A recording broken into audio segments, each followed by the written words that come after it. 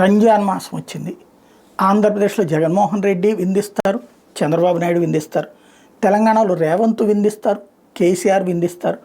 అలాగే దేశవ్యాప్తంగా చూస్తే సోనియా గాంధీ రంజాన్ విందులో పాల్గొంటారు. రంజాన్కి సంబంధించినటువంటి దీక్ష విరమణ సందర్భంగా చేసేటటువంటి ఆహారపు ఏర్పాట్లలో పాల్గొంటారు.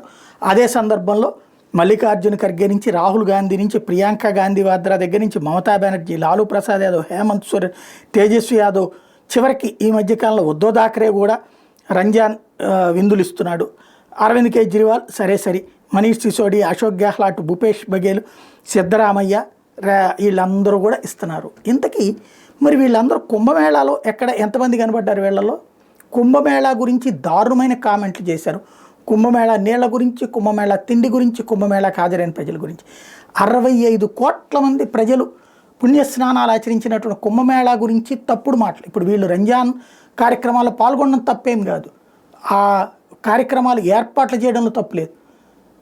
హిందువుల విషయంలో మాత్రం ఎందుకు ఈ నెగిటివ్ మాట మాట్లాడతారు?